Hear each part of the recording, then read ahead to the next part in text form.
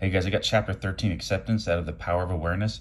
This chapter really goes over how the shock reverses your time sense and how you know that you've created something. And it kind of goes into some really specific elements about the bridge of incidents to the physical realization of your imagined states. And I really wanted to get this in. It's man's perceptions are not bounded by organs of perception. He perceives more than sense, though ever so acute, can discover. However much you seem to be living in a material world, you are actually living in a world of imagination.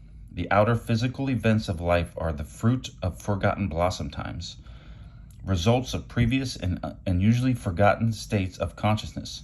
They are the ends running true to oftentimes forgotten imaginative origins.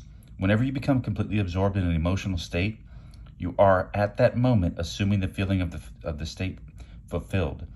And if persisted in, whatsoever you are intensely emotional about, you will experience in your world. These periods of absorption of concentrated attention are the beginnings of the things you harvest. It is in such moments that you are exercising your creative power, the only creative power there is. At the end of these periods, or moments of absorption, you speed from these imaginative states where you have not been physically to where you were physically an instant ago. In these periods, the imagined state is so real that when you return to the objective world and find that it is not the same as the imagined state, it is an actual shock. All right, guys, this is what I'm talking about. This is when you go into your imaginative state and you go into the future from your present state and you're looking back at the present time as if it's in the past. That's when you've shocked time sense. That's when you've created it. And that's what he's talking about here, about your objective world, and find that it is not the same as the imagined state. It is an actual shock.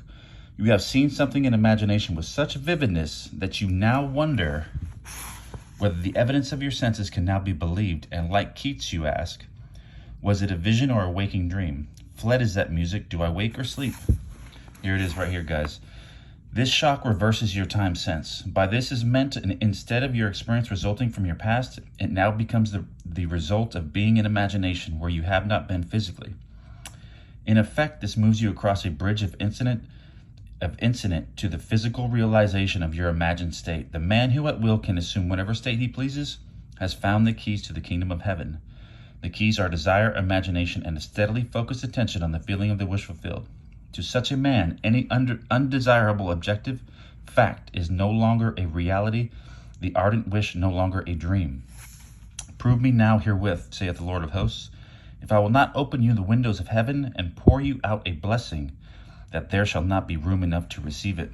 Malachi 3:10. The windows of heaven may not be opened and the treasures seized by a strong will, but they open up of themselves and present their treasures as a free gift. A gift that comes when absorption reaches such a degree that it results in a feeling of complete acceptance. The passage from your present state to the feeling of your wish fulfilled is not across a gap. There is a continuity between the so-called real and unreal. To cross from one state to the other, you simply extend your feelers, trust your touch, and enter fully into the spirit of what you are doing. Love this chapter, guys. Not by might nor by power, but by the Spirit, saith the Lord of hosts. Assume the Spirit, the feeling of the wish fulfilled, and you will have opened the windows to receive the blessing. To assume a state is to get into a spirit of it. Your triumphs will be a surprise only to those who did not know your hidden passage from the state of the longing to the assumption of the wish fulfilled. The Lord of hosts will not respond to your wish until you have assumed the feeling of already being what you want to be. For acceptance is the channel of his action. Acceptance is the Lord of hosts in action.